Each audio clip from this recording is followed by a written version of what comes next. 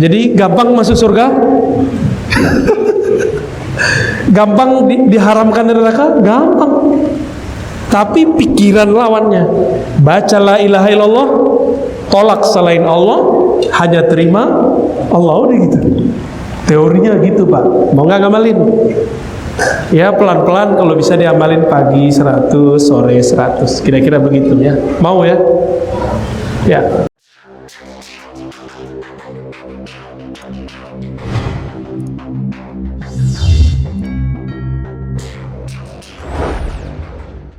Baca dengan lidah, pikiran kita mengatakan tiada yang berhak disembah kecuali Allah. Sesuai pikiran dengan lisan, udah Allah jaga ntar matinya. Baru sesuai pikiran sama lisan. Tapi itu berat Pak. Orang-orang yang zikir dengan pikirannya, pikiran banyak pikiran. Sahih. Antum pikir kalau sholat pakai pikiran, sholatnya jalan-jalan. Allahu Akbar. Pikirannya jalan-jalan ya? Pasti itu. Tapi kalau sholat pakai kolbu, kolbu cuma mau satu, maka kolbu tuh nggak bisa poligami Pak. Yang bisa poligami cuma ini. Jadi orang yang poligami itu banyak akal itu. Emang akalnya banyak gitu. Calon nih. Tapi kalau kolbu maunya cuma satu, nggak mau yang lain kecuali Allah. Udah. Bahkan Allah pun tidak rela di kolbu ini ada selain namanya. Nama kita pun Allah tidak rela. Akunya dirimu Allah tidak terima. Yang diterima cuma aku, Allah Subhanahu wa ta'ala. Cuma itu yang Allah terima. Karena di Quran yang ngomong aku itu Allah. La ilaha illa ana. Hei Musa, tiada yang berhak disembah kecuali ana. Jadi Allah menyebut dirinya ana. Maka kita dalam zikrullah la ilaha illallah harus hilang si ana itu. Diri kita itu harus hilang. Kalau enggak dapat rasa Pak. Rasa apa? Kita enggak nyari rasa. Rasa menjadi hamba.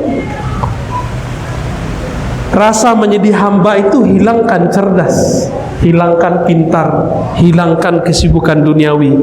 Itulah filosofi kenapa dulu orang kalau suluk tuh pakai apa namanya di sini Pak Kades, tutup pala itu Pak, sorban. Canggih amat bahasanya.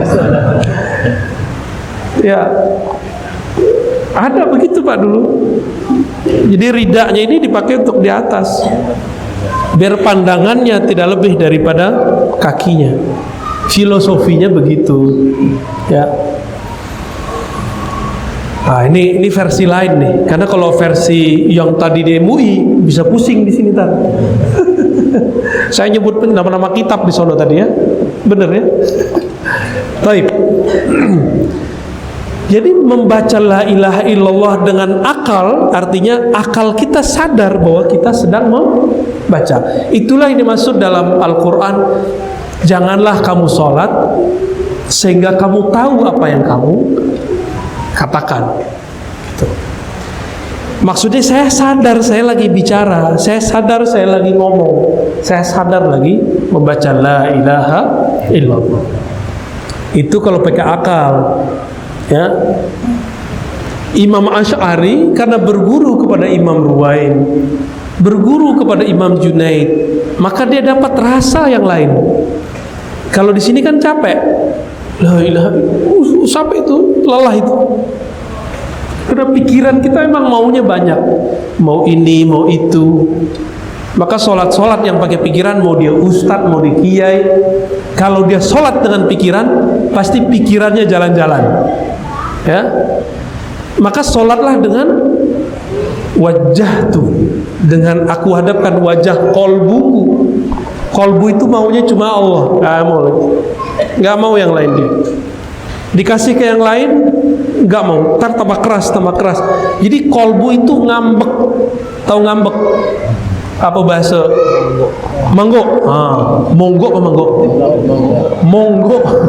Laisa mojo bahasa pekumbo. Jadi kolbu itu manggo. Bahasa Arabnya qaswah. Summa qasat qulubukum. lalu kolbunya menjadi kesat, monggok. Kolbunya ngambek. Kenapa? Dia dikasih yang bukan bagiannya. Kolbu itu jangan diajak mikirin dunia, dia nggak mau.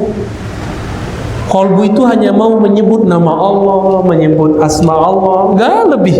Nama Nabi, nggak lebih. Bahagianya akal dengan berpikir, bahagianya kolbu dengan berzikir. Bisa dihafal tuh, ya. Maka orang yang bisa menggabungkan dua hal ini, sa'id tam, dia bahagia sempurna. Tapi di atas itu masih ada lagi atam, ada lagi. Cuma kita nggak boleh buka, ya. Sampai ke kolbu boleh dibuka. Kolbu kerjaannya apa? Kolbu itu kerjaannya dua, Pak. Di hikam disebutkan Iqbal, idbar, mirip-mirip kayak akal. Iqbal menghadap, menerima. Idbar membelakang. Kolbu itu cuma maunya menghadap Allah, kalau tidak dia mengeras.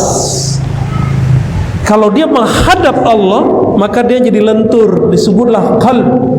Kolbu itu sesuatu yang lentur. Disebut nama Allah, dia tersentuh. Disebut nama Allah, dia merinding. Itu kolbu, Pak. Si kolbu itu. Kolbunya bergetar, merindingnya keluar. Bisa begitu emang. Itu rahasia Allah di kolbu. Makanya Allah pandang bukan kopiah.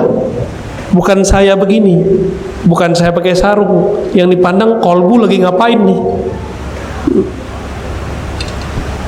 Tapi karena Allah Subhanahu wa taala maklum sama kita, Allah maafkan juga lah kita, ya. Yang penting Bapak mau ikut majelis. Majelis apa? Majelis enggak semua majelis. Majelis yang menghantarkan kolbu kepada zikrullah. Maka kalau di surau-surau suluk, Pak, kalau kita ceramah, itu pada merem semua. Tahu merem kan? Itu bukan tidur. Ya, jangan tersinggung kalau ceramah di situ. Itu biasa, itu standar. Ya, emang begitu caranya. Ya. Nah, kolbu menghadap, membelakangi. Bagaimana cara supaya kolbu kita menghadap kepada Allah? Nah, caranya. Ini kalau dibuka ntar marah mursid-mursid sama saya ini. Udah sampai situ aja dulu, tanya jawab dah. Ya, cukup. Silakan kalau ada yang mau didiskusikan, ditanyakan. Tafadhol. Ya. Jadi gampang masuk surga? Gampang diharamkan neraka? Gampang. Tapi pikiran lawannya. Baca la ilaha illallah, tolak selain Allah, hanya terima Allah, udah gitu. Teorinya gitu, Pak. Mau nggak ngamalin? Ya pelan-pelan, kalau bisa diamalin pagi 100, sore 100, kira-kira begitu ya. Mau ya? Ya. Silakan kalau ada yang mau ditanyakan.